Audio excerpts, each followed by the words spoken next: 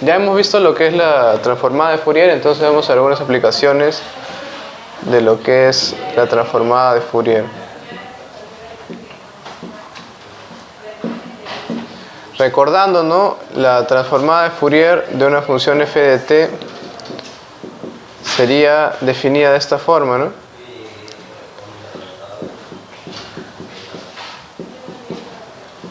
En términos de una frecuencia omega, y sería una integral de menos infinito a infinito de f de t por e a la menos j omega t de omega.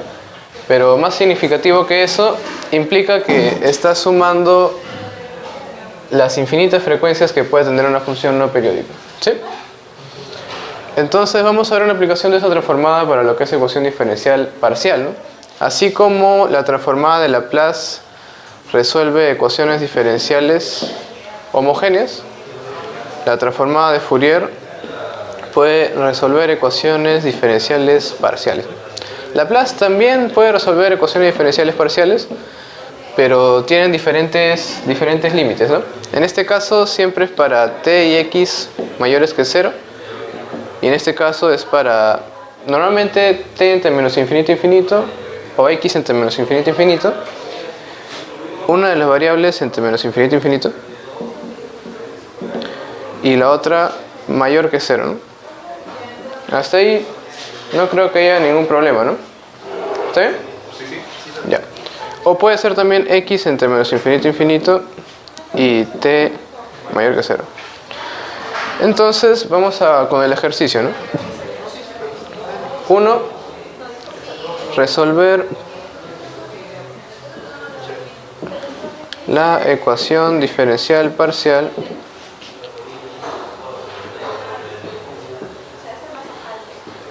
de t es igual a 9 parcial cuadrado de x, ¿sí? Donde la condición se da que es t entre menos infinito a infinito, x y t mayor que 0, ¿sí? Y la otra condición es y en x, 0, 4e a la menos 5 valor absoluto de x, y derivada parcial de y respecto a t en x, 0 igual a 0. No hay ninguna otra condición, simplemente son estas. Al igual que en lo que era ecuaciones diferenciales lineales homogéneas, te dan condiciones iniciales, pero en este caso son condiciones de contorno, ¿no? Te dicen cómo se comporta esta función y para un tiempo 0. Entonces, físicamente lo que se va a ver es esto, ¿no? Tú tienes una distribución inicial, que es en tiempo 0, que es esta.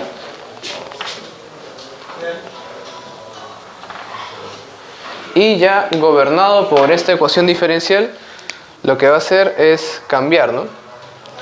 No sé, dependiendo del tiempo, la función puede variar así y haciéndose más estrecho hasta 0, o tal vez la ecuación diferencial le permite ir así y hacerse más amplio hasta cierto valor, ¿no? Incluso, no sé, podría ser algo así, ¿no? Entonces depende eso de la ecuación diferencial, ¿no? Pero dada una condición inicial de función, respecto del tiempo va a variar hasta evolucionar a un estado estable, probablemente. Oscilante, ¿no? Depende de ya la característica de la ecuación diferencial. Entonces, ¿para qué nos sirve la transformada de Fourier en este caso? Si te das cuenta, hay una variable que se da entre menos infinito a infinito. Entonces, a esa variable es la que se va a aplicar el operador Fourier. ¿Estamos? Y justamente una propiedad importante es que el Fourier de una derivada es conocido, ¿no? ¿Sí? Entonces vamos a aplicar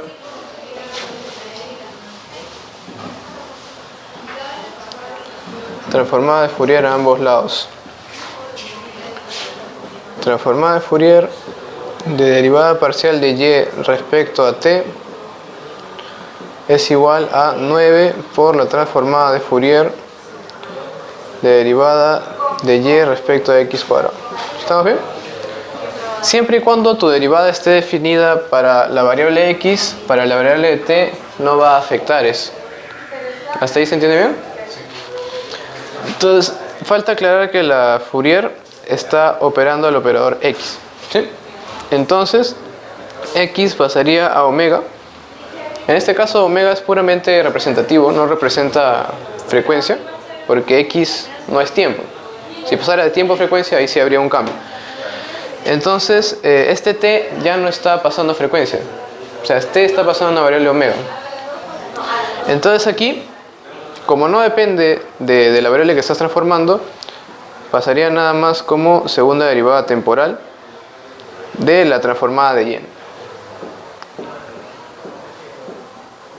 Es igual a 9 veces, y en este caso, como estás tomando transformada de una derivada, sería simplemente j omega al cuadrado por la transformada de y. ¿Estamos bien? Claro, entonces eso es justamente menos 9 omega al cuadrado por la transformada de y. Vamos a llamarlo f para que sea más fácil de escribir. Y justamente la simplicidad de esto es que ahora ya has pasado... Ah, claro, ya no sería omega, sino sería omega, t. Ahora has pasado a tener dos derivadas a tener solo una. Sí, porque ya has eliminado la derivada respecto a x, simplemente por omega cuadrado. Y te queda solo una ecuación diferencial parcial en una variable. Más 9 omega al cuadrado f de omega, t igual a 0. ¿Estamos? Esta es la ecuación de onda, por si acaso, ¿no? Sí la conocen de bastante tiempo. Y aquí ya es algo un poco más sencillo de desarrollar, porque esta función depende de t. O sea, sería equivalente a colocar esto, ¿no? Sería como y2' más 9 omega cuadrado y igual a 0, ¿no? ¿Sí? Entonces esto va a tener solo una solución homogénea, que es una suma de senos y cosenos.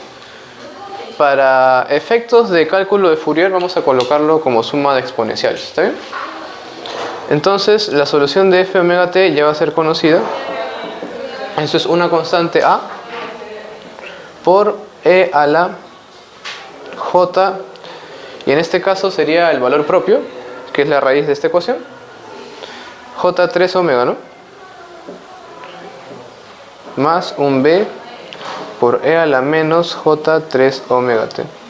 ¿Sí? Si se han perdido, es básicamente resolver la ecuación r cuadrado más 9 omega cuadrado igual a 0. Entonces r sería más menos 3j omega, ¿no? Y es justamente lo que acompaña el exponente, y como está resolviéndose en t, sería 3j omega t. ¿Sí? Ya. Entonces, estas constantes, ¿de qué van a depender? De omega, simplemente. No pueden depender de nada más. Y para estas constantes vamos a basarnos en las condiciones iniciales, ¿no? Aquí vamos a hacer un truco. Vamos a tomar transformadas estas dos ecuaciones para ir con el desarrollo de esto, ¿no? Transformando esta ecuación de aquí, como no depende de t, simplemente transforma respecto a x, ¿no? Vamos a llamarle a este un f1 de omega, y vamos a ver que realmente no importa cuál sea esta función, siempre y cuando estemos trabajando con la ecuación de onda. Y aquí sería nada más la transformada de la derivada parcial de y, ¿no? Entonces sería la derivada respecto a t de la transformada de y en x0. ¿Estamos o no? ¿Sí? Entonces esto va a ser f1 de omega, 0, y esto va a ser derivada respecto al tiempo de f1 de omega, 0, ¿cierto? Porque esto de acá lo hemos definido como f1 de omega, 0. ¿Sí? Entonces ya tienes las dos condiciones iniciales, porque justo esto es f de omega, t, y tienes ya f1 de omega, 0 y derivada parcial respecto al tiempo de f de omega, 0. ¿Sí? Bueno, en este caso sería lo mismo que f. Finalmente ya reemplazarías con las condiciones iniciales, ¿no? F de omega, 0 es igual a, vamos a ponerle f1 de omega, y si reemplazas en t igual a 0 te va a quedar a más b, ¿no?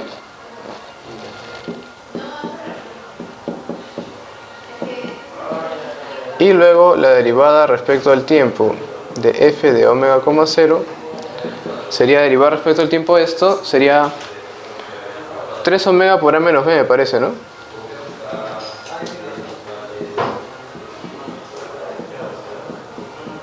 ¿Sí?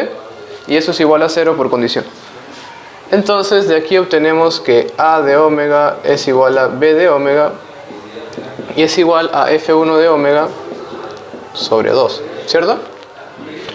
Y finalmente reemplazamos en la ecuación f de omega t, t